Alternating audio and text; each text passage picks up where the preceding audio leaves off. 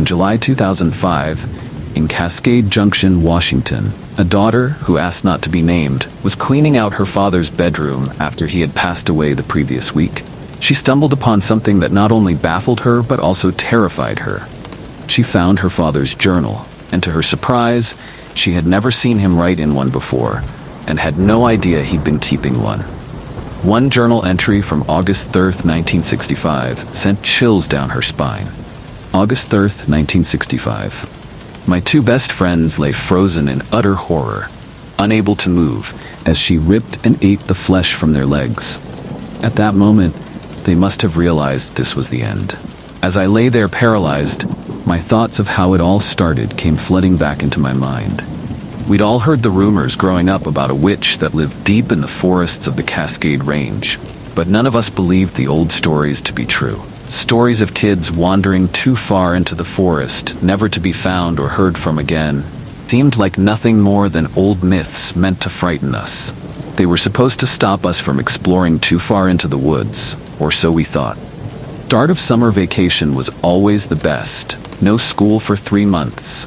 That first week of summer started out like so many before, with me waking up, grabbing a quick breakfast, and meeting my friends at the edge of the forest so we could explore and plink our BB guns at anything that moved. I've had the same two best friends ever since I was 5 years old, Sam and Kyle. We did everything together and were inseparable. Since I was an only child, you could say they were more like brothers to me than just friends. We never argued or fought. We always agreed on what to do and where to go when we hung out. It was as if we could read each other's thoughts. A fairly big river flowed out of the forest and through the middle of town, where we would hang out a lot during the summer months. It was always fun to cool off on a hot day, and a bonus was that there were plenty of fish in the river. We loved catching brook trout with our bare hands. We'd start a fire, cook, and eat them right there on the riverbank. Sometimes, though, we'd follow the river upstream through the forest until we came to a waterfall that flowed off some very high cliffs. But we never ventured past the cliffs in all the years we'd been exploring up there. It's hard to say why we hadn't gone further before that day. Maybe it was because of the creepy stories we'd heard of the witch, or as we like to tell ourselves, it was too dangerous to climb up the cliffs. But on this particular day, we must have been feeling braver than usual, because Kyle suggested climbing the cliffs to see what lay on the other side, and neither Sam nor I objected. In fact, we wholeheartedly agreed. So we set off, climbing with the gusto any 13-year-old boys have. When we reached the top of the cliffs, much easier than expected, we could see a vast valley blanketed with pine trees as far as the eye could see. The valley was so thick with trees, it looked like someone had laid out a green carpet. Never did it occur to us that this valley might be the very place everyone had warned us not to enter. To us, it looked cool and inviting. So off we went, following the river deeper into the woods. Exploring new territory was exciting, and we liked to imagine we were the first people ever to set foot in this area. We followed the river quite a ways, throwing rocks and sticks into it as we walked. It wasn't until dusk started to fall that we realized it would soon be dark. Just then, an overwhelming fear hit us. We stood there looking at each other in silence. Before any of us could say a word, we heard it. A cackle from within the darkness of the forest. It was the most hideous sound any of us had ever heard in our 13 years of life. It wasn't the kind of cackle you hear in a joke. This was something far more sinister and evil. We immediately turned to leave when we saw something to our left, coming straight at us through the thick trees. It was moving fast. The forest was so dense, and the light fading so quickly, that we couldn't make out exactly what it was. We only caught glimpses of it as it darted between the trees. The last thing I remember before blacking out was Kyle screaming, "Run, run!" I'm not sure how long I was out, but when I woke, I was in a deep panic and it was pitch black. I whispered for my friends, but there was no response. I sat still, trying to gather my thoughts, when I noticed what looked like a fire through the trees. At first, I felt relief, thinking it might be Sam and Kyle, but then it hit me.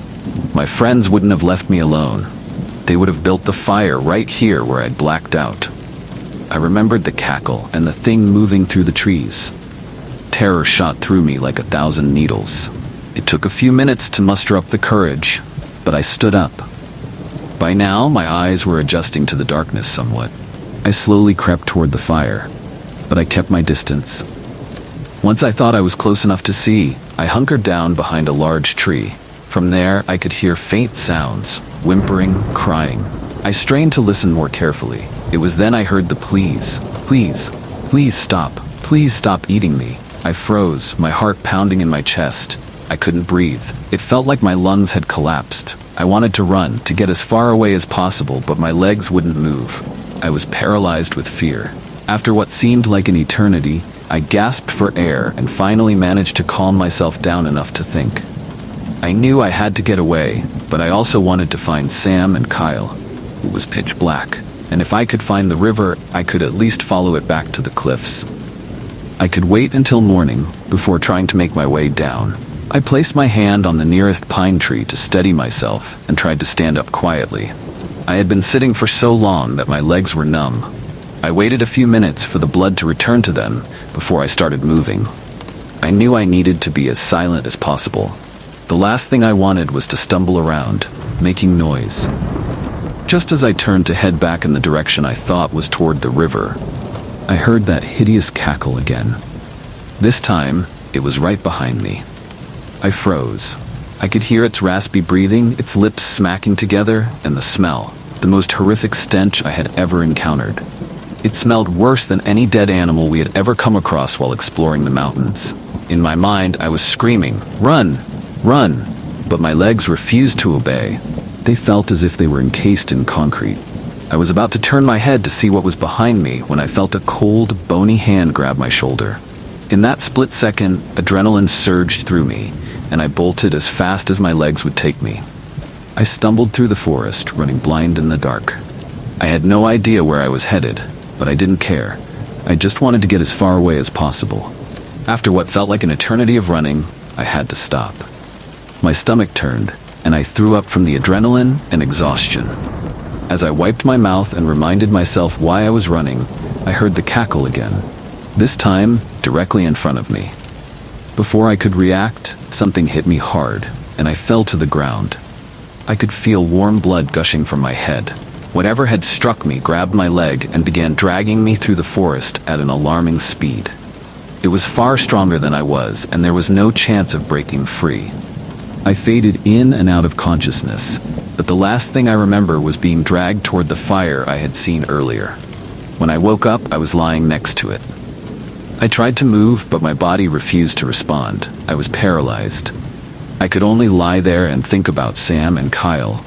Where were they? I turned my gaze as much as I could, and through the flickering flames, I saw them. Their bloody, dismembered bodies lay not far from the fire. I tried to scream, but nothing came out. I couldn't move. I couldn't speak. Tears streamed down my face as the fire burned my skin, blistering my arm from the heat. The pain was unbearable, but nothing compared to the horror of seeing my friends like that. I must have blacked out again, because when I woke, there was a face hovering just inches from mine. It was the most grotesque face I had ever seen. Pale, moist skin covered in dirt. Her hair was jet black, greasy and messy, as if it had been soaked in oil. She smiled, revealing crooked, blackened teeth, as drool dripped from her mouth onto my face. It seeped into my eyes and mouth, making me gag. As I heaved, she let out another hideous cackle that echoed through the still night. I knew in that moment that I was going to die.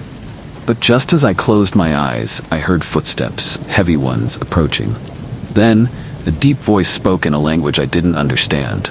I opened my eyes and saw a large, burly man with a beard, holding an old, worn axe. He looked like a lumberjack straight out of the 1800s. Without hesitation, he swung the axe, hitting the witch and sending her flying across the fire. She landed on top of my friend's remains. The man stepped between me and the witch, speaking again in his foreign tongue, daring her to attack. She wasted no time. She leapt at him, but he was ready. With a swift motion, he pinned her against a tree with the axe. As she tried to claw at him, he swung once more, decapitating her in one fluid motion. Blood sprayed everywhere, splattering onto my face. The man stood there for a moment, staring down at the headless body before turning to look at me. He spoke again, this time in broken English. Witch dead. You live. Speak later. He picked me up and moved me away from the fire. As soon as he set me down, I passed out from sheer exhaustion. I had the most horrifying dreams that night. In every one of them, the witch was there, trying to eat me. When I finally woke, the sound of birds chirping filled the air. I immediately sat upright, and for a split second, I thought everything had been a dream.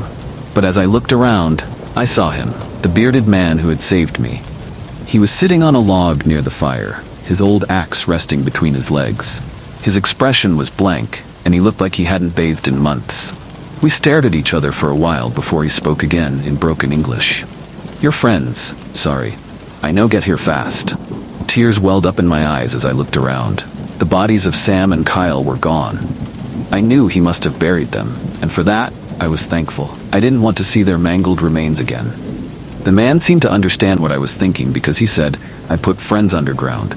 Smell of blood. More witches come." My heart sank. More witches? There are more?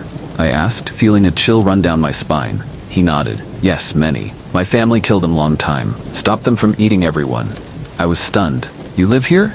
In the forest? Yes, never leave forest. If I leave, witches leave too. Where is your family from? I asked, trying to wrap my head around all of this. Come from Scandinavia long ago. I sat there trying to process what he was telling me. I wouldn't have believed any of it if I hadn't just lived through it. Witches. Real witches that eat people. It sounded impossible. Yet here I was, alive, thanks to this strange man. Witches eat people since beginning, he said matter-of-factly. Witches come first. Then, man, I was taken aback. Wait, what? They were here before us? He nodded. Yes, witches make man for food. No witches, no man.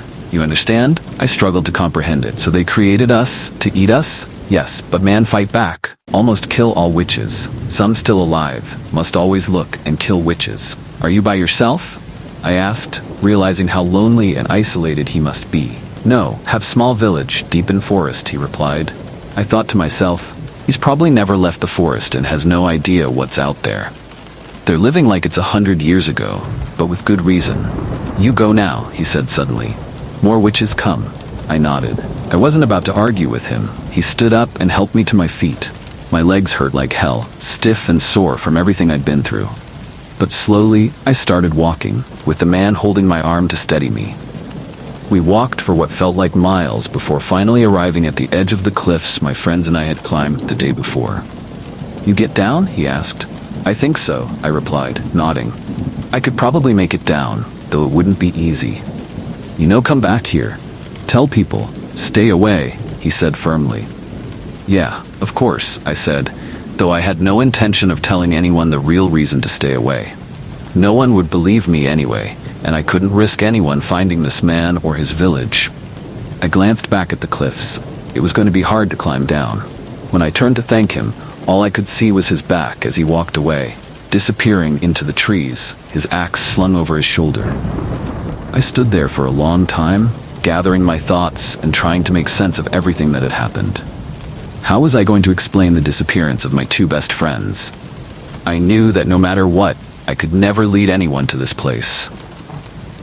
This secret had to go with me to the grave. With a heavy heart, I began my descent down the steep cliffs, holding back the tears. For more chilling horror stories, please subscribe. Thanks for watching.